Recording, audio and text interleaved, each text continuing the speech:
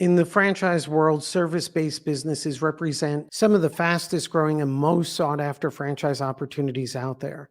And in this video, we're going to talk about how to franchise your service business.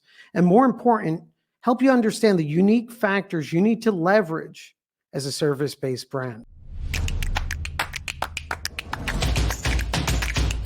Service-based businesses, they're any business that doesn't require a physical location, right? They're mobile businesses, they're home service-based businesses, whether it's lawn care, painting, elder care, anything that doesn't require or rely on a retail location or a brick and mortar location. And in this video, we're going to discuss one, why a service-based business, why they're so popular in franchising, how to evaluate if your service business is ready for franchising, and what are the unique franchise development and franchise sales factors that make service businesses so competitive and such a compelling franchise opportunity? Now, if you're brand new to franchising, you should also check out our 7 steps to franchising your business, where we go through all of the basic steps in detail.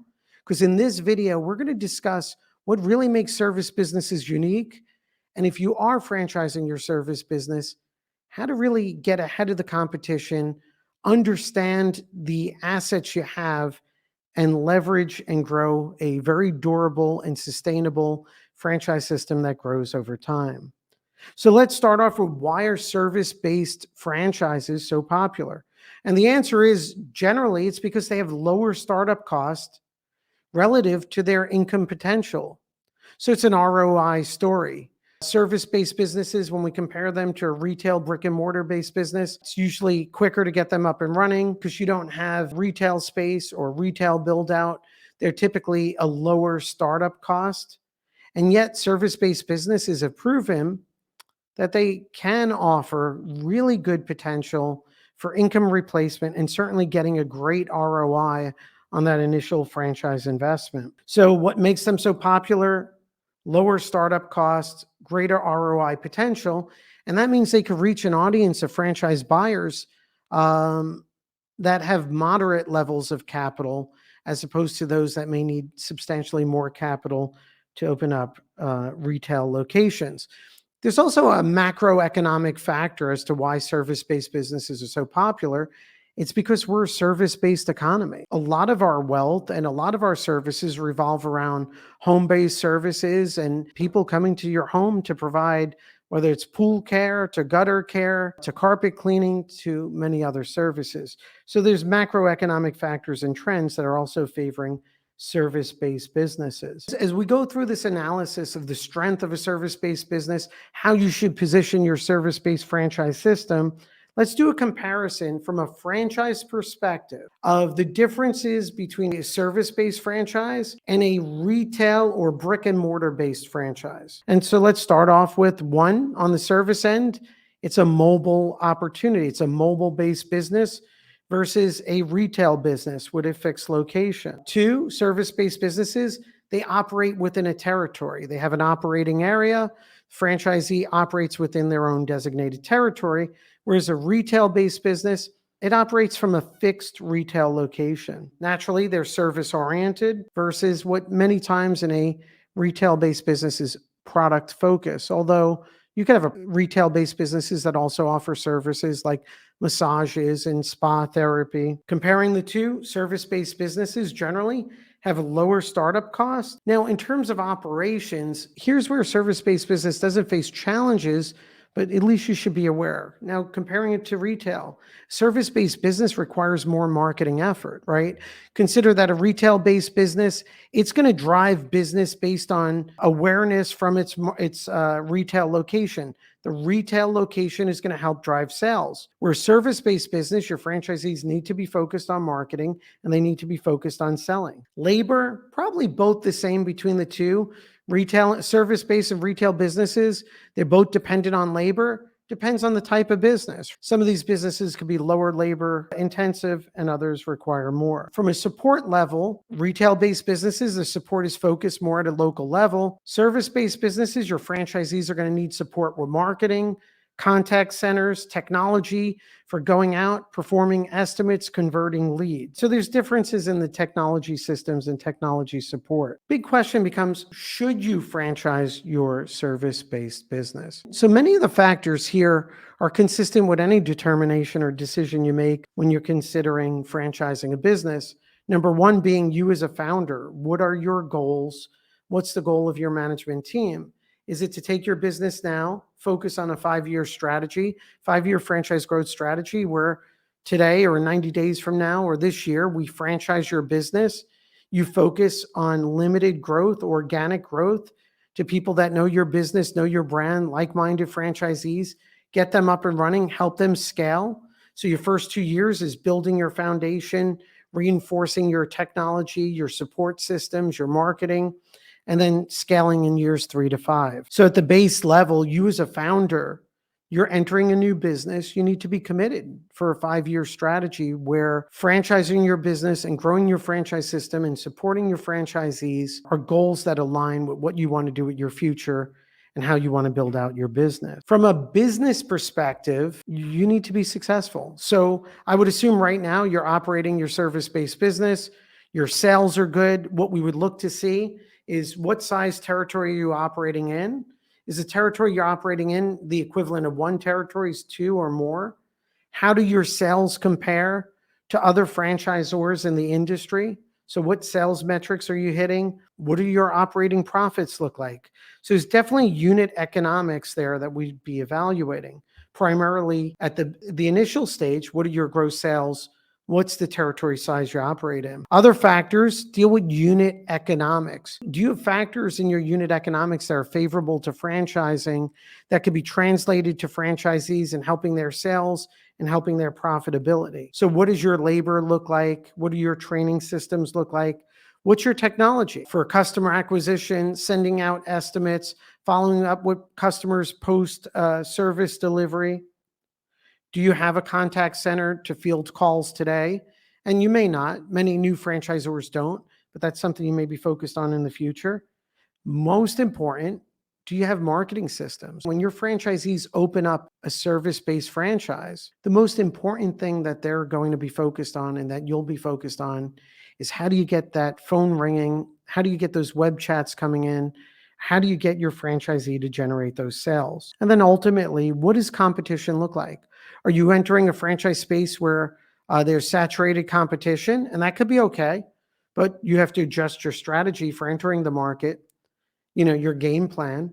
Or are you in a new service area where there's wide opportunity or you're an early entrant? A lot of times when we're considering should you franchise right now, I think it's important to understand that you don't need to have everything perfect today. So we've seen plenty of franchisors that have gone franchise their business, sold franchises to 2, 3, 4, 10 franchisees in the first 3, 4 years. During that time, they keep building up their systems, their training systems, their contact center, their support, right? So what they are 3 years from now or 3 years later is very different from the first day they franchise their business. But they're wise about the process. They make sure they don't sell too many franchises, and they keep evolving and developing more and more support for their franchisees. From a franchise development and franchise sales process, what are some of the unique factors that you should be focused on when you're dealing with a service-based brand? So I see this often. We have franchisors that come to us, very successful, many franchisees, and when we look at their FDD, when we look at their item 19, everything was built as if they were a retail or brick and mortar based business. So when you're franchising a service-based business, it's very different from a retail-based business. What I recommend you focus on territory size, territory structure, and how that impacts and integrates with item 19. And we'll talk about that. Your royalty structure and how you're going to support your franchisees with local marketing, contact center, and service standard. So let's talk about territories and territory structure and item 19. So when we're working with new service-based brands, so now a territory structure is when a franchisee buys a franchise, when they sign a franchise agreement, what's the size of the territory we're going to award them that they're going to operate in? What are the metrics that we're going to evaluate? Is it, for example, they get a territory with a certain population size or a certain number of qualified households? whatever that metric is. And the best way to determine it is to evaluate your current operations right now. So when we work with our clients, we evaluate what are the markets you operate in right now? Can we break down gross sales based on different markets? Would you consider the market you operate in as one territory, or would that be the equivalent of 2 or 3 territories for a franchisee? And that's an important evaluation process that goes on. If, for example, you're operating a very successful business, you're doing, we could use any number, 500,000 in sales, 1 million in sales, 3 million in sales. One issue that comes up often is clients will tell me, Charles, we operate in a particular territory. That's our primary market, but we also operate in all these other territories sporadically. We don't fully service them. We do provide service. That's a common situation that comes up. So we focus on the primary territory that you're operating in. We look at the demographics and the unit economics, evaluate whether or not that territory would be sold to a franchisee as 1, 2, or multiple territories, and use that data to evaluate what's the right territory size for your franchise system, and how can we display and how can we provide item 19 financial performance information in your FDD that's representative of the franchise opportunity that we're offering. And more often than not, we recommend that when we're developing service-based franchise systems, that franchisees have an opportunity, we call it a multi-territory franchise opportunity, where you offer a franchisee the opportunity to operate in a single territory, or provided territories available and it makes economic sense, we could award them multiple territories, all typically within a contiguous area. And under that one franchise agreement, they sell the franchisee multiple territory opportunities. That becomes important for other factors, how we structure the initial franchise fee, how we set up royalty structures. So for example, one issue of concern is many times when people are buying franchises, they want to buy multiple territories. And this is especially the case if they're working with a franchise broker. But what you don't want, so for example, if you're selling me 3 territories, one of the worst things that could ever happen is if you sold me 3 territories, maybe I develop one or operate in one and I let the other 2 remain underdeveloped. And that's why when we're dealing with service-based businesses, it's really important when we structure the royalty. Now, the royalty is the ongoing fee that the franchisee is going to pay to you. Typically, a royalty is based as a percentage of the franchisee's gross sales. For example, 6% of monthly gross sales or 6% of weekly gross sales. The issue that comes into play, though, is that if I'm not performing, 6% is zero. And how do you encourage me to go out there and maximize my territory and perform? And the way we do that is we recommend that you implement a minimum royalty structure. And how this works is for example, we tell franchisees that their royalty is going to be the greater of 6% of their gross sales or a minimum dollar amount each week or each month. And this dollar amount can increase over time and it could also go up. So if you have multiple territories or you're operating multiple territories, you may be subject to higher minimum royalty obligations. And we can make adjustments to this for seasonal factors. Sometimes we'll see in FDDs, a franchisor will have a quota obligation where there's no minimum royalty dollar amount requirements. But if the franchisee doesn't achieve a certain amount in gross sales, they could terminate their franchise. I'm not a fan of that type of structure because you don't ever want to be in a position where you're terminating franchises, sort of where you become the bad guy. Now, if you say, hey, Charles, you didn't hit your quota, we're terminating your franchise, that's sort of negative. And it could have legal implications and I would claim, hey, you didn't support me properly. Whereas if I don't have a quota obligation, but I have a minimum royalty requirement, I may come to you and say, hey, I probably shouldn't have bought these 2 extra territories. Will you allow me to give these 2 territories back and I won't be subject to those minimum royalty obligations going forward? So in many ways, it serves as a self-policing mechanism and it's very helpful. So we're developing your franchise system for a service-based business. If you haven't watched, go watch our 7 steps of franchising your business. All these terms will become more familiar to you. Financial performance representations and royalties and everything else. But when we're in that development process, especially for service-based businesses, we want to be keenly focused on territory size, and how it integrates in your item 19 financial performance representation, right? We want to be considering hybrid royalty structures where we're charging not only a percentage base, but also a minimum royalty structure because we don't want underperforming territory. And the other fundamental when it comes to service-based businesses and what'll create success for you is you need to be keenly focused on local marketing. And I'll add to that contact centers and service standards. And why do I say local marketing? Because, like I said earlier, service based businesses compared to retail rely much more on marketing. When your franchisee signs a franchise agreement, opens the business, he or she and you are going to evaluate success on how quickly you could get that phone to ring, those web chats to go off, placement on local search engines. So you want to see the franchise business generating sales. And where so many service-based businesses fail, they treat marketing as an afterthought or local marketing as an afterthought, almost assuming like the franchisee is going to understand the importance of it and that they're going to properly invest in the local marketing. To maximize your chances for success, I recommend, number one, in your item 7, we have a very detailed pre-opening and first 3-month marketing plan. A lot of franchisors, to get their item 7 estimate lower, will have a very low estimate for startup marketing, like $5,000. I'd recommend go with a higher number. As a franchisor, try to control that marketing, try to spend it for the franchisee, try to maximize the value of those marketing dollars and the ROI, and getting that flywheel spinning where your franchisees understand and see that investing in marketing results in sales and they grow their business.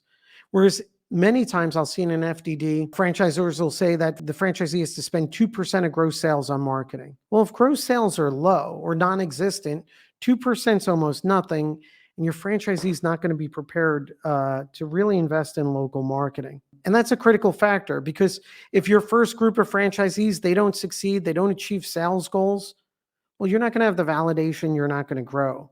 So my recommendation, as best you can, I would try to take in advance the franchisee's marketing dollars, pre-opening first 3 months. I'd have a detailed marketing program in place, and I'd work like hell to get their phone ringing and to get them business. And then maybe long-term, also consider a program where you're spending their marketing dollars and really controlling that local marketing, because 9 out of 10 times when service-based franchises fail, it's for this reason. I mean, adding to that, you may not have a contact center or call center today, but you should be thinking about it. We should reserve those rights in your FDD. So down the line, when we're ready to implement a contact center, a call center, you can do it. I mean, we've seen some amazing franchise brands where they receive the calls, they receive the web chats, they even schedule estimates and service visits. They didn't do that on day one, but they built up that capability down the line. So be thinking about that contact center and have the ability to implement it down the line legally. Now, the last factor that it's so critical, and this applies for every franchise system out there. But remember, at the beginning, I said, why are service-based businesses so popular? It's because they have lower startup costs. You get up and running quicker.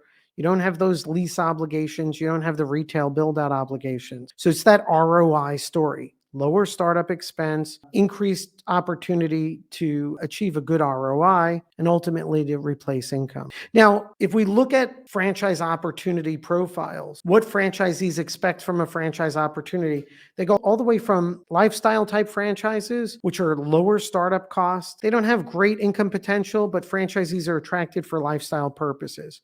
Then franchises that offer a supplemental income, then franchises that offer income replacement, and franchises that are legacy building. Legacy building, typically, not always, because you can do it with a service-based business, they include restaurants, retail, brick and mortar, where you open up multiple locations. Lifestyle type franchises, they're sometimes part-time businesses. They're typically mobile businesses. Now, the heart of the service-based brands, they fall into supplemental income, or the majority, their income replacement. It's important for you to understand and know, when you look at your item 19, when you look at your own business itself, what is the income and ROI potential of your franchise, of your business?